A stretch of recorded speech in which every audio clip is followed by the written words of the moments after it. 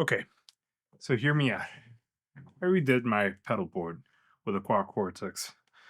This is kind of what it looks like. I'm gonna show you some photos, not move it that much, but I redid it. I'm gonna put a photo of how it was a couple of months ago, quite frankly, till tonight. And there's many reasons as to why I changed a lot of what I changed. Let's let's talk about it. What is up, guys? Welcome back to yet another video. This is another section of Mucho Tone Chasing, where today we just talk about tone chasing, man. That's what it is. My name is Franco Torres. I'm a guitar player based in Fort Wayne, Indiana. Today we're talking about my Quad Cortex board. I've done a couple of videos where I talk about incorporating other pedals with the Quad Cortex, and I've also done one where like I built the Templeboard out and kind of talking about what I've got laid out. I'm going to link that one here. But this is kind of like a refresh video, plus like why I changed it, what I changed, and like the latest iteration basically. So on the previous iteration, I had the Quad Cortex with a bunch of other pedals that I quite frankly still love. I had the Mood, the Particle on here, and I'm sure I'm going to miss them a lot. But there's one reason why I mainly decided to go with something simpler, right? I just played a show with my band opening for Stand Atlantic, and it was awesome. It was freaking epic. But I found myself kind of like struggling a little bit in that kind of scenario, which is kind of crazy because like in the other lower stake, gig, I feel like it's worked great for that. But in this one, where like it was like a little bit more intense in a way, mainly emotionally more than anything else, because it's like we're opening for this band that we've been listening to for many years, and we're kind of like it's a different environment as far as like what you need, I guess, because in that kind of scenario, more than all the effects and more than all the crazy stuff that you can have on a board, I feel like more what I needed was like more precision and easier transitions, and just having to think less about what I'm doing down here so that I can focus on my hands, right? And that's ultimately that's what guitar playing should be about, right? But the reason why that kind of like became the main focus is because on a pedal board with a lot of pedals, I like to experiment with them. I like to have delays self oscillate and do all of these crazy things. And in again gigs like this one, it's more like pack up, set up, tear down within 15 minutes and just have everything pretty much working where it has to be. And it was working. It was, working perfectly fine. But then I found myself kind of like needing a wireless instead of a wired, setup, particularly because you want to be able to jump around. You want to be able to go from one spot to the other in the stage. You want to be able to do just a little bit more. I was like, you know what? I definitely need a wireless. So that was the first step, right? And then second, I kind of really got used to, and I didn't think that this was gonna happen, honestly. I got used to being able to just control everything via MIDI with the like HX Stomp and the Nano Cortex. I used that for like 7, 8 gigs now, and ever since I started kind of like dialing it in and getting the whole like MIDI from the HX Stomp to the Nano Cortex situation, kind of like figured out. I was like, you know what? It's so cool to like just click one button and have everything change for me. And ultimately, right, with the Quad Cortex, that's how I've mainly been running it. But since I'm running all of these other pedals externally, it kind of like became a little bit of an issue, because the first time that I've ever had options turn me off, as far as like, now I've got too many options and what am I gonna do?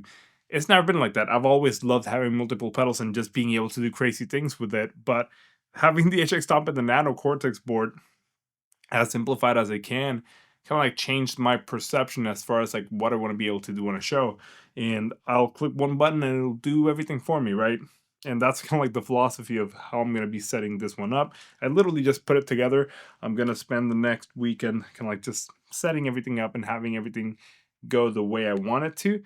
So let's kind of like just run through what I'm doing here and what I'm going differently. So you can kind of like take ideas, hopefully, and if it helps, subscribe, baby.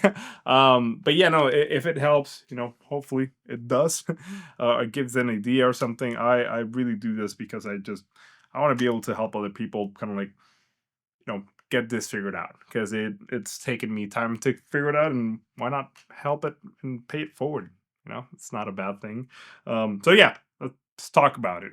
Okay, so the board in general is fairly simple. It's all centered around the Quad Cortex. Now, what I'm trying to do this time, though, the canvas clock is going to be clocking everything together. And by everything, I mean just the Quad Cortex and the RV500. But I'm trying something else now as far as like how I've got it hooked up.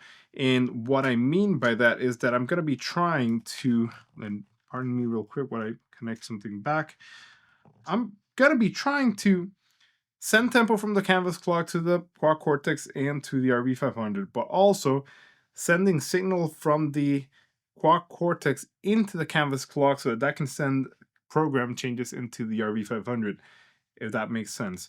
I'm not sure if it's going to work like I'm trying to have it work, or I'm not sure if it's going to work how I'm intending to, and I don't know if it's gonna do what I'm trying to do, but essentially what I'm gonna try to set it up for is to have, again, canvas clock sending tempo to everything, but then the Quad Cortex just sending MIDI signals through the canvas to the Walrus audio into the RV500, so I can set up different patches from like on the RV500 from the Quad Cortex, which is ultimately what would make everything just way easier for me, and hopefully that works. I am Yeah, hopefully that works. I'm not entirely sure. It's a little bit of a convoluted thing, and not because it's convoluted, but because I'm going out and in of the canvas from one same unit, even though I'm also going to the RV500 from that. So kind of like using it as a MIDI interface.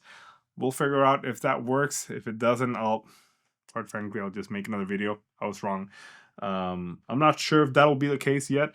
If not, worst comes to worst, I'll just use it for tempo how I've been using it, and then I'll just use the RV500 as an oddball, I guess. I'm sure it'll do that very well, and I love using it like that, but let's see. And then I did add the Shure GLXD system, which is super cool, particularly because it'll rescan and actively change to the closest band that it'll work with while you're playing, actually, which is super cool, I think.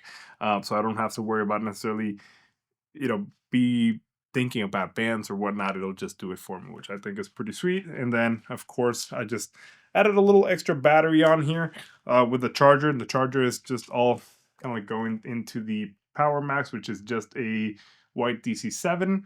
And yeah, that's pretty much the board. That's pretty much what I'm doing now. As far as like the side, I'm still, I'm not going to be using this input because I'm wireless now, but doing everything else still the same way. I got the pass-through mods. Okay, this is actually another one I wanted to talk about. I did this mod this time, which is the IEC, that's a speak on to IEC module from Templeboard instead of the IEC one with the button. And while that one was super sweet because you can turn on and off from the side, I actually had a gig, and that gig was the one that put me off of using the Quad Cortex Live, where like someone stepped on the cable and unplugged my whole rig. And it was sound check, and we were about to start, and I was like, God, what a moment to, turn off my gear. So that sucked, and I was like, you know what? I'm not gonna use it live. And I went to the HX Thompson Cortex, and I love that rig, but I just recently kind of like wanted to go back to this because there's more stuff that we're doing that's kind of like more. I need to use more of like the whammy on here. I need to use different functionalities on here on this board that I can't do on the other one without having necessarily other pedals. And I want to add other pedals onto that other one. There's a lot of the newer music that we're writing has like a lot of like just like different effects, and I thought it'd be cool to just go back to this essentially. And I was like, you know what? I'm not gonna do it without this. This is the the best thing I've ever added to this board. So essentially you just power. In fact, let me show you. This is a cable. This is Edison to speak on. And the speak on cable, let me just grab it real quick. It's this massive thing. And you just, there we go. It's not gonna come off. I'm not, trying to just yank it, but if you just, it'll lock and it won't go anywhere. If someone steps on it, nothing's gonna happen. It's a very thick cable, as you can see. And yeah, I think it's like the coolest thing ever. This is by Jumpers, by the way. Many companies do it. I like the Jumper stuff a lot. And yeah, that was the board. Just thought I'd check it out. And yeah, that was a board. Just thought I would share it real quick. And if you have any questions about it, drop them down below. I'll be playing with it and just setting it up, and I'll keep you guys updated like I always do. If you like this kind of video, please do consider subscribing, liking, sharing. All that kind of stuff does help more than you think. And I always love to have this kind of conversation in the comment section as well. So do comment if you have any experiences with any of these pedals. If you have any questions, like I said, I'll be here and you'll be there. And I'll see you on the next one.